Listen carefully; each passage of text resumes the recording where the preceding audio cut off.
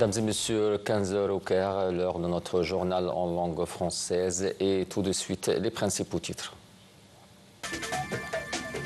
Les camions d'aide humanitaire et de secours de l'initiative Zaid el-Izza de l'Égypte à Gaza poursuivent leur entrée dans la bande de Gaza. Les hostilités se poursuivent entre Moscou et Kiev avant la rencontre de Volodymyr Zelensky avec ses alliés européens au sujet de l'accord de paix. La bourse égyptienne lance une application mobile afin d'améliorer la transparence et suivre plus facilement le marché.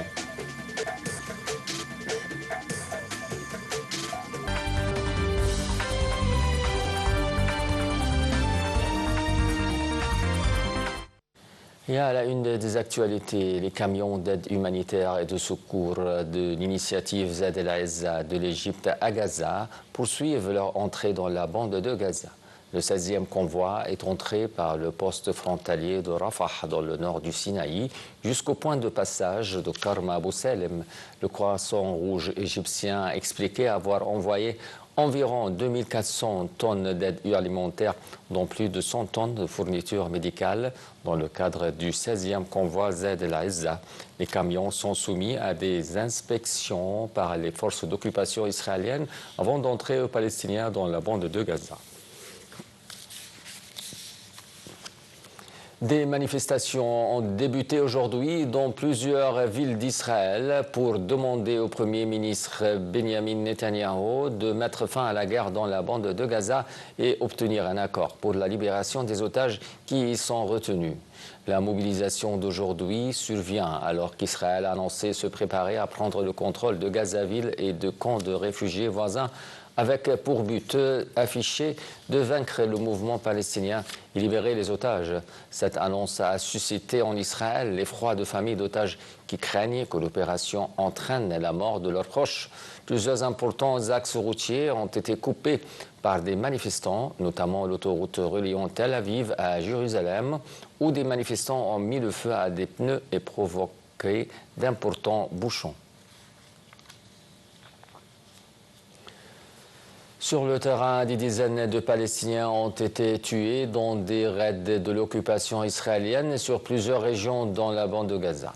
Selon l'agence de presse palestinienne Wafa, l'armée de l'occupation a ouvert le feu sur des attendants des aides dans le nord de la ville de Rafah, ce qui a causé la mort à 3 Palestiniens et la blessure de certains d'autres. L'agence a ajouté qu'un drone appartenant à l'occupation a visé un groupe de citoyens dans la place d'entrée de l'hôpital d'El Ma'medani dans la ville de Gaza, ce qui a causé la mort à 7 personnes et la blessure à d'autres. Depuis le 7 octobre 2023, les forces d'occupation israéliennes ont arrêté aujourd'hui au moins 23 Palestiniens dans des gouvernorats et des villes en Cisjordanie occupées. Entre-temps, des colons ont pris d'assaut la mosquée d'Al-Aqsa dans la ville de Jérusalem. Ils ont effectué des visites provocatrices et ont accompli des rituels talmudiques sous la protection de la police d'occupation israélienne. L'armée israélienne a annoncé aujourd'hui avoir frappé un site énergétique dans la région de Sanaa utilisé par les Houthis.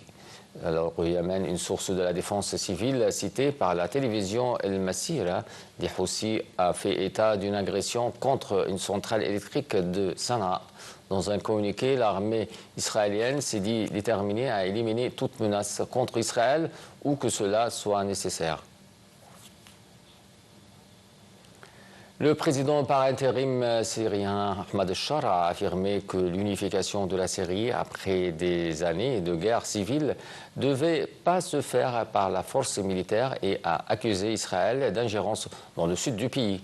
Shara, dont des propos ont été rapportés aujourd'hui par les médias officiels, s'est exprimé le jour où des centaines de personnes ont manifesté dans la province méridionale de Souaïda, en majorité de Druzes, pour dénoncer les violences communautaires de juillet et réclamer le droit à l'autodétermination. Shara a affirmé que la Syrie n'est pas menacée de division. Il a accusé certaines parties à chercher le pouvoir à travers des puissances régionales, Israël ou autres.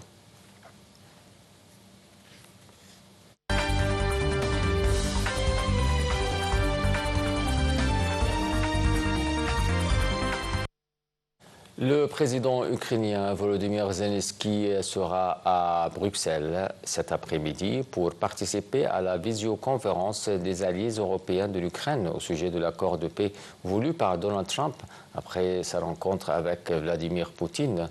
Sur le terrain, les hostilités se poursuivent alors que l'armée de l'air de Kiev a accusé la Russie d'avoir attaqué l'Ukraine avec 60 drones, dont des drones iraniens Shahid ainsi qu'un missile Iskander dans la nuit dernière. Le gouverneur de la région orientale assiégée de Donetsk a déclaré que des attaques russes avaient 5 personnes tuées, 5 personnes dans la région hier. En Russie, le ministère de la Défense a déclaré de son côté que Kiev avait lancé 46 drones sur le pays à l'est de Moscou et à des centaines de kilomètres de l'Ukraine. Plongés dans une grave crise économique, les Boliviens élisent aujourd'hui leur prochain président lors d'un scrutin où la droite semble en position de clore le cycle moitié il y a 20 ans par l'ancien président socialiste Evo Morales. Le pays andin de 11,3 millions d'habitants seront aux urnes laissés de manque de dollars et de carburant et conséquence une économie en crise. L'inflation annuelle frôle à 25%, un record en 17 ans. Andrónico Rodríguez, le président du Sénat, également issu de la gauche, et le candidat du mouvement vers le socialisme au pouvoir depuis 2006, Eduardo del Castillo, reste largement distancé dans les enquêtes. Les derniers sondages créditent le premier de 21% et le second de 20%, contre 5,5% pour Andrónico Rodríguez et 1,5% pour Eduardo del Castillo.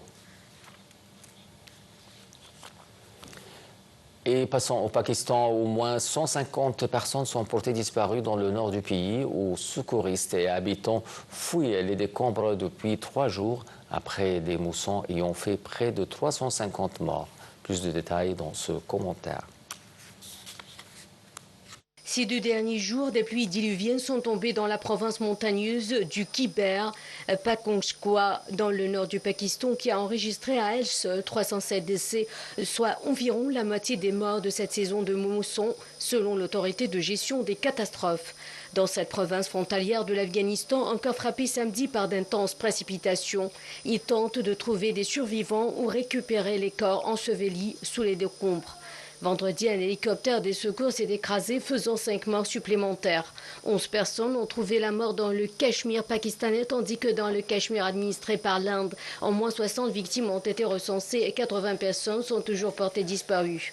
Enfin, 5 personnes sont mortes dans la région touristique de Gilgit-Baltistan, à l'extrême nord du Pakistan, particulièrement prisée l'été des alpinistes venus du monde entier et que les autorités recommandent désormais d'éviter. Au total, depuis le début fin juin du mousson estival qualifié d'inhabituellement intense par les autorités, 657 personnes, dont une centaine d'enfants, ont été tués et 888 blessés. Le Pakistan est l'un des plus vulnérables aux effets du changement climatique. Les 255 millions de Pakistanais ont déjà subi ces dernières années des inondations massives et meurtrières, des explosions de lacs glaciaires et des sécheresses inédites, autant de phénomènes qui vont se multiplier sous l'influence du dérèglement climatique, préviennent les scientifiques.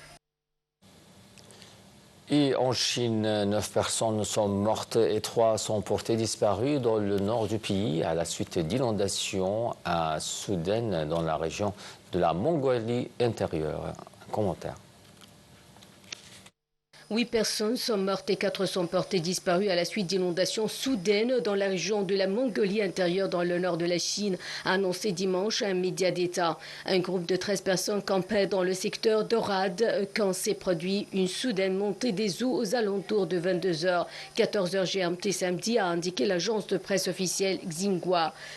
Dimanche matin, une personne a été secourue et les opérations de recherche et de secours se poursuivent selon la même source. Le ministère des Opérations d'urgence a ordonné le déploiement des phares de secours de grande ampleur, la vérification du statut des personnes disparues et a envoyé une équipe sur le terrain, a précisé la télévision d'État. Les catastrophes naturelles arrivent fréquemment en Chine, particulièrement durant l'été où certaines régions sont frappées par de fortes pluies, tandis que d'autres souffrent d'une chaleur écrasante. Des pluies torrentielles s'étaient déjà abattues début août sur la province de Gansu dans le nord-ouest de la Chine, faisant au moins 13 morts selon les médias d'État chinois.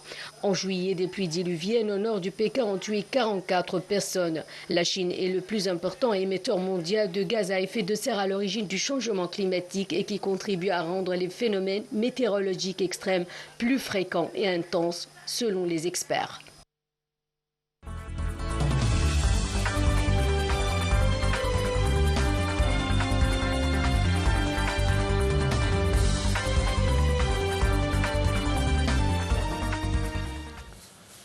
De retour au Caire avec la bourse égyptienne qui a lancé aujourd'hui une application mobile afin d'améliorer la transparence, de permettre aux investisseurs de suivre le marché plus facilement et d'établir une communication en direct avec les acteurs de marché financiers. Le lancement officiel de l'application de la bourse égyptienne EGX intervient quelques jours après le lancement de la version d'essai sur le Google Play. La bourse a indiqué que l'application vise à soutenir les opérations de numérisation et les activités d'inclusion financière.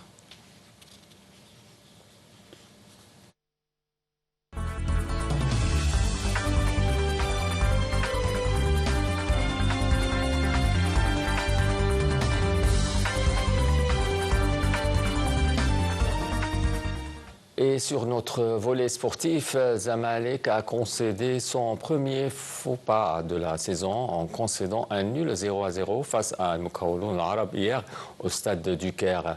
Une autre performance. Et en terminant notre journal sportif avec le tennis, au numéro 1 mondial, Yannick Sinner qui a mis fin à la folle aventure du Français Terence Atman 7-6, 7-4, 6-2.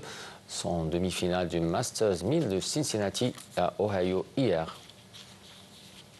Voilà, mesdames et messieurs, avec cette nouvelle sportive sur le tennis mondial, on vient à la fin de notre journal.